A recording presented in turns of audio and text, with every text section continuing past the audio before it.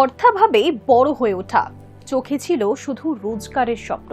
আর সেই স্বপ্ন সফল করতে গ্রামের বাড়ি ছেড়ে এক বড় শহর থেকে অন্য বড় শহরে গিয়েছেন।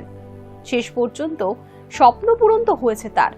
ভাবছে নিশ্চয়ই কার কথা বলছি, জানাবো বিস্তারিত।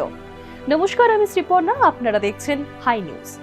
একটা সময় পর্যন্ত যে ব্যক্তি চরম অর্থকষ্টে ভুগেছেন, আজ তিনি বলিউডের পরিচালকের সঙ্গে কাজ করেন।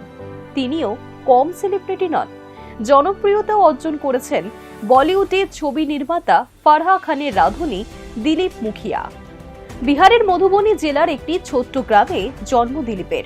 তার বাবা পেশায় একজন কৃষক ছিলেন। ছেলেকে পড়াশোনা শেখাতে চান বলে স্কুলে ভর্তি করিয়েছিলেন বটে, কিন্তু অর্থাভাবের কারণে তার স্কুলের খরচ চালাতেও পারেননি দিলীপের বাবা।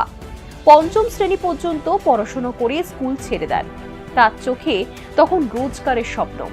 গ্রামে রোজগারের আশা ক্ষীণ বলে বাবার কাছে নামমাত্র টাকা নিয়ে দিলীপ ছুটেছিলেন দিল্লিতে।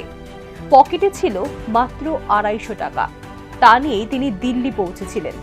কখনো তিনি দিনমজুরির কাজ করতেন, কখনো আবার রাস্তার ধারের ধাবার খাবার পরিবেশন করতেন। বেশি উপার্জনের আশায় দিল্লি ছেড়ে মুম্বাই চলে যান দিলীপ। এক ছোট রেস্তোরাঁয় রাঁধুনি হিসেবে কাজও করতে শুরু করেছিলেন। তখনই ভাগ্যের চাকা ঘুরে যায় তার।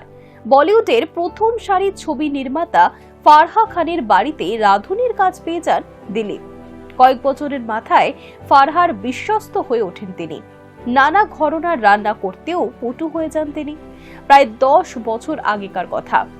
ফারহানের বাড়িতে তিনি যখন প্রথম চাকরিতে ঢুকেছিলেন, তখন মাস গেলে হাতে 20,000 টাকা বেতন পেতেন। তারপর এলো 2024 সাল। ফারহার বাড়ির চার দেওয়ালেও এবং বাইরেও রাতারাতি পরিচিতি পেয়ে গেলেন এই দিলীপ। 2024 সালের গোড়ার দিকে ফারহা তার দৈনন্দিন ব্লগে দিলীপের মুখ দেখানো শুরু করলেন। ফারহার সঙ্গে দিলীপের ঠাট্টা ইয়ার্কি দর্শক মনে বেশ জায়গা করে নিয়েছে। দিলীপের সারল্যও সকলের মনে দাগ কাটে। ফারহার দৌলতে সমাজ মাধ্যমে পাতার কম সময়ের মধ্যেই জনপ্রিয় হয়ে যান দিলীপ।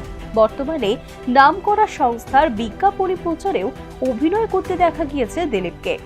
সোনু সুদ, সোনাক্ষী সিনহা থেকে শুরু করে শাহরুখ খানের মতো বলি তারকাদের সঙ্গেও ভিডিও করেছেন তিনি। ফারহার রাঁধুনির সঙ্গে সদ্ভাব রয়েছে তাবৎ তারকাদের। 250 টাকা পকেটে নিয়ে যিনি উপার্জনের জন্য সেই গ্রাম ছেড়ে বাড়ি এসেছিলেন, বর্তমানে লক্ষ লক্ষ টাকা আয় করেন তিনি। অর্থ নিয়ে আর কোনো চিন্তা নেই দিলীপের। স্ত্রী এবং 3 সন্তান নিয়ে দিলীপের সংসার। তবে তারা দিলীপের সঙ্গে মুম্বাইয়ে থাকেন না। গ্রামের বাড়িতেই দিলীপের বাবা মায়ের সঙ্গেই থাকেন। নিজের গ্রামে নতুন বাড়ি তৈরি করেছেন দিলীপ। 3 সন্তানের পড়াশোনা করে নিজেদের পায়ে দাঁড়াবে, এখন এটুকুই ইচ্ছা তার।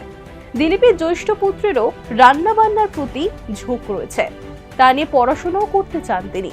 বলিপাড়া সূত্রে খবর, দিলীপের জ্যেষ্ঠ পুত্রের পড়াশোনার সমস্ত খরচের দায়িত্ব নিয়েছেন ফারহা খান।